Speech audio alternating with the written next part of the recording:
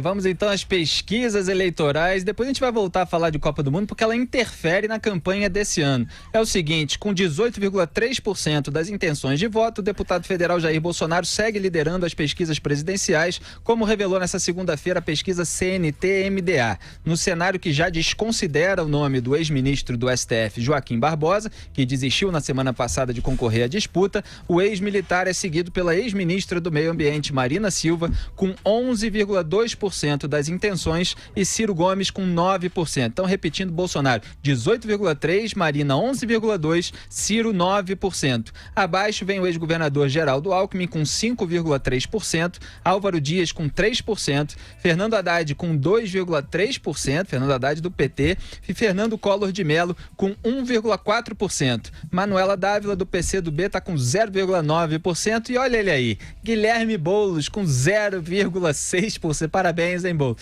0,6%. João Amoedo do Partido Novo com 0,6% também. Henrique Meirelles com 0,5%. Flávio Rocha e Rodrigo Maia, ambos com 0,4%. E Paulo Rabelo de Castro, ex-presidente do BNDES, com 0,1%. A maior porcentagem, no entanto, se concentra nos votos brancos e nulos, 29,6%. Ou seja, 3 em cada 10 brasileiros não escolhem nenhum dos pré-candidatos apresentados até agora, diz a pesquisa. Quer dizer, somando tudo, dá 29,6%, que é bem mais do que tem o primeiro colocado. Bolsonaro tem 18,3%.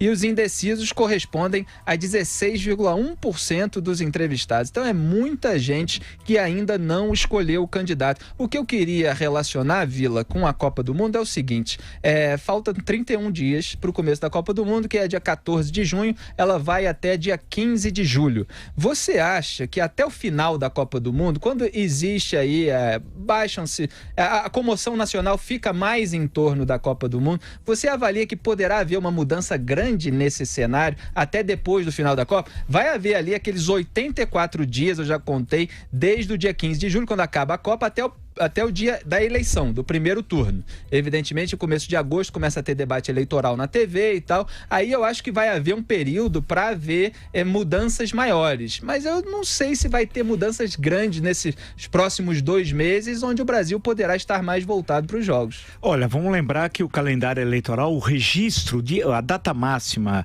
de registro é 15 de agosto. Portanto, após a Copa do Mundo tal. 31 de agosto começa a campanha na televisão, a eleição do primeiro turno, 7 de outubro, o segundo dia 28 de outubro. Esse calendário realmente foi mal feito pelo Gilmar Mendes, inclusive porque cria uma situação que alguém pode buscar o registro da candidatura, ela vai ser impugnada, ele recorre fazendo campanha. Isso pode ser, por exemplo, ocorrer com o Lula tal, numa hipótese. Agora, eu acho que esse cenário da pesquisa é o retrato do momento, né? Ou seja, é sabido que o Bolsonaro está à frente, basta andar por aí, conversar, você detecta isso, andando pelo Brasil, falando com as pessoas. A Marina, eu acho que até está acima do que eu imaginava nessa pesquisa, com 11, que eu acho muito, e o Ciro com 9 e tal, que eu também acho muito. Agora, mas a grande questão é que muitos desses candidatos aqui não serão candidatos. Por exemplo, Henrique Meirelles não vai ser candidato. Rodrigo Maia, vulgo Bolinha, não deve ser candidato também, porque ele vai destruir o DEM. Inclusive, ele vai ficar sozinho, porque o DEM não vai acompanhá-lo, as lideranças regionais do DEM, tenho absoluta certeza, não vão acompanhá-lo na campanha eleitoral, vão cada um buscar um candidato presidencial mais viável. E só um parênteses rapidinho, no fim de semana houve notícias de que ele estava comandando já a formação de um novo centrão lá no Congresso, para vender esse apoio de todo um pessoal lá na Câmara, né? Já desistindo, assim, nos bastidores da candidatura. E tudo indica realmente que dificilmente ele será candidato. O Flávio Rocha, o PRB, que faz parte dessa tentativa de construir um centrão, também sinalizou que poderia fazer parte desse centrão, portanto, de abandonar o Flávio Rocha. É bom lembrar que o Flávio Rocha não é um político tradicional, não tem presença no partido dele, chamado PRB, e os empresários que querem entrar no partido costumam ficar na mão. Eles não sabem onde estão entrando, eles não entendem de política. Aqui em São Paulo, lá no longínquo passado, teve muitos empresários que tentaram entrar no partido, controlar o partido e ficaram na mão mão. Rapidamente um caso, em 1958, São Paulo. Ivete Vargas dominava o PTB de São Paulo. Ivete Vargas era muito esperta. Ela fazia política no Rio, a partir de 50 veio para São Paulo. Deputada federal. Vai ser caçada pelo regime militar, depois volta, depois anistia, eleita em deputada federal em 82. Ela convida um empresário para pagar a campanha, a convenção do PTB de São Paulo, que era o empresário Olavo Fontoura, que é nome de avenida, dono do Laboratório Fontoura, que tinha um biotônico muito famoso à época, que todas as crianças tomavam, eu tomei, inclusive o tal biotônico tal. O Olavo Fontoura pagou toda a convenção porque ela disse: Olavo, você vai ser o nosso presidente do PTB aqui de São Paulo tal. Ele pagou toda a convenção, gastou uma grana. Na hora da convenção, o plenário começou a gritar: Ivete, Ivete, Ivete. Ela falou: Olavo, eles não querem você, não sou eu. Eu queria votar em você, mas os militantes me querem que seja eu a presidente. Ela foi eleita presidente do PTB. Ou seja, Olavo Fontoura pagou a conta, tomou um porta-chapéu e ela comeu o bolo. O Flávio Rocha pode fazer o mesmo papel. Ele está no PRB, que é o Partido da Igreja Evangélica, da Igreja Universal do Reino de Deus, é do Edir Macedo, que tem os seus interesses políticos que não são os mesmos do Flávio Rocha. Pode ser que ele fique sem partido. E concluindo, a Constituição brasileira exige, para ser candidato, ter filiação partidária. E ele não pode mudar de partido também agora. Ou seja, ele caiu na armadilha. O PRB vai fazer com ele o que quiser. E aí, Zé Maria Trindade, como é que estão essas articulações de bastidor aí em torno de uma suposta candidatura de centro? Pois é, Felipe, é o seguinte, o Geraldo Alckmin achou que chegaria aqui em Brasília e pegaria todos esses partidos aí de sempre que fizeram a base ali do governo Dilma e Lula e Fernando Henrique, né, o PTB, PR e tal, e não conseguiu. A conversa não andou, esses partidos disseram que tinham um compromisso, imagine, com o presidente da Câmara, Rodrigo Maia. Foi uma estratégia, porque todos sabem dessa situação que está aí. A situação é a seguinte, está indefinida, ninguém sabe quem será o vitorioso. E esses partidos precisam desesperadamente de um calor do Estado, de dinheiro, de prestígio do Estado. E eles não conseguirão se apoiar um candidato derrotado. O prazo para esse apoio era até julho, mas foi reduzido ali para junho, diante da pressão do presidente do DEM, o prefeito de Salvador, ACM Neto, né? Então, o Rodrigo Maia está fazendo ali um trabalho para tentar se reeleger presidente da Câmara dos Deputados. Ele precisa se reeleger deputado federal no Rio de Janeiro e depois ser o candidato viável.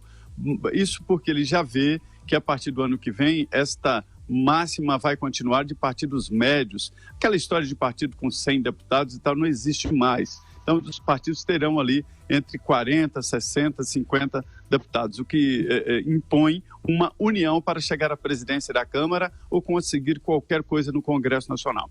O que está acontecendo? Rodrigo Maia está tentando fechar com esse grupo e levar o grupo para onde for, né?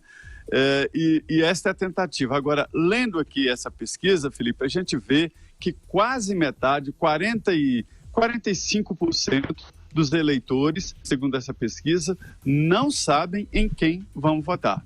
Então, essa pesquisa ela é feita com base em metade do eleitorado, porque além dos brancos e nulos, tem os indecisos, somando dá quase metade dos eleitores. Então, é uma situação muito confusa. A grande surpresa é mesmo o Geraldo Alckmin. Como um ex-governador de São Paulo, a bordo de um partido como o PSDB, partido que teve o maior número de prefeitos e o maior número de votos pelo país, está nessa situação, quarto lugar, ao lado de Álvaro Dias, no mesmo 5,3%, né? E outra surpresa que não é tanta assim, é Ciro Gomes. A possibilidade de crescimento dele, Felipe, nós já havíamos analisado aqui naquela pesquisa da Paraná Pesquisas, né? Mostrando que ele, Ciro Gomes, e o ex-presidente do Supremo tinha essa possibilidade de pesquisa, de crescimento. Então, a resposta é essa. O quadro está confuso, não está definido e metade da população não sabe em quem vai votar em outubro. Talvez o Ciro Gomes consiga canalizar, né, Vila, esses votos da esquerda, e o Geraldo Alckmin não consegue tanto esse da esquerda porque tem o Ciro mais representativo dessa ala e a Marina, assim, pulverizando também essa disputa. E agora, ao contrário do que existia nas últimas eleições presidenciais, tem um candidato considerado, ou pelo menos que se coloca como mais à direita. Aí o pessoal mais à direita vai para esse candidato. E o Geraldo Alckmin fica ali no meio, parece que patinando, e o Álvaro Dias já encostou nele. O Alckmin tem uma dificuldade, primeiro, pessoal. Ele não é um tipo de político do enfrentamento. E a conjuntura eleitoral de 2018 quer um candidato de enfrentamento. Um candidato que fale grosso, que parta para o debate aberto e tal. A figura do Geraldo Alckmin deu certo em São Paulo, sendo aquela figura do bom moço. Né? Aquele de Pindamonhangaba, que vai à padaria, toma o café, come o pão com manteiga na chapa e assim por diante e tal. Ele deu certo, ele foi no período republicano, não só no período republicano, inclusive no período imperial, o sujeito que por mais tempo governou São Paulo, foi Geraldo Alckmin e tal. Então isso é um ponto importante, significa que aqui ele teve sucesso eleitoral. Porém, essa é uma outra conjuntura. Ele está olhando para o futuro, olhando o retrovisor. Está errado. A política brasileira hoje quer o enfrentamento, o debate, e ele tem de mudar primeiro o jeito de ser. Se ele não mudar o jeito de ser, ele está derrotado. Ele vai ser o candidato de um dígito. Vai ficar em um dígito tal. Por outro lado, ele tem de estabelecer um arco de alianças que dê a sustentação nos estados para sua campanha.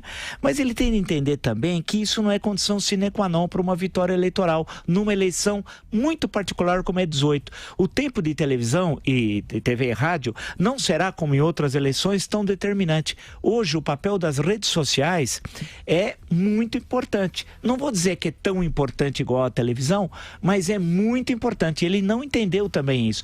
E ele tem um linguajado, ele não tem frases curtas, palavras-chave, ele não cria... Você ouve o Alckmin, não constrói uma manchete. Em suma, ele tem dificuldades de articulação, de apoio político e do jeito de ser. Ou ele muda o jeito de ser, que é a primeira coisa, ou vai ficar parado onde está. O caso do PT, para concluir, do PT e o Ciro Gomes, o PT tem um problema, quer dizer, se ficar com Lula é suicídio político. Eu não creio que o PT vai insistir nisso, porque o PT sabe que vai emagrecer a bancada no Senado, na Câmara dos Deputados. Do Senado é a bancada de 2010. A conjuntura é outra, né? A bancada da Câmara dos Deputados vai diminuir nas Assembleias Legislativas e pode perder governos estaduais importantes, né? Se for com a loucura da candidatura Lula e tal. Então vai ter de achar um outro candidato. Quem? Aí que é o desafio. O Fernando Haddad, o Jaiminho, que eu conheço mais como Jaiminho, vulgo Fernando Haddad, o Jaiminho não tem voo próprio e tal. E quem é outro? Jacques Wagner, ele não é um líder do Nordeste, é da Bahia, mas não no Nordeste. Então é um problema. Pode ser que nesse espaço cresça o Ciro Gomes. Pode ser, essa parece que é o caminho. Agora, o Ciro Gomes, o maior inimigo do Ciro Gomes é ele mesmo, é o Ciro Gomes, né? Que ele se atropela. Portanto, e aí volta a questão que o Zé Maria lembrou, pegando a própria pesquisa e tentando fazer uma relação entre as duas coisas. Nós estamos num cenário ainda de absoluta definição, né? Ou seja, grande parte do eleitorado não sabe quem vai votar. Você destacou, Felipe, a Copa do Mundo, que realmente vai atrapalhar a campanha eleitoral, mas lembrando que essa Copa é a que tem menor interesse desde o que eu me conheço por gente. Isso é novo, hein?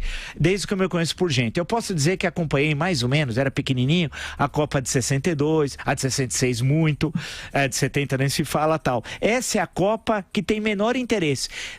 Você só vê o interesse da Copa em dois fatores: álbum de figurinhas, que é um sucesso, e compra de TV. De aparelho de TV, que é muito grande e tal. De resto, nada. O Brasil ficou mais de 20 anos, né, Vila, sem ganhar um título mundial. Sim. E aí havia uma ansiedade muito grande pelo título. E aí acabaram vindo 2 títulos e depois veio todos esses escândalos de corrupção também, que voltou a atenção do povo brasileiro mais para o cenário político. A combinação dessas duas coisas e de outros fatores, obviamente, diminuiu o interesse. Mas agora chega perto da Copa, o pessoal começa a aumentar de novo. Vamos ver até onde vai esse interesse esse ano.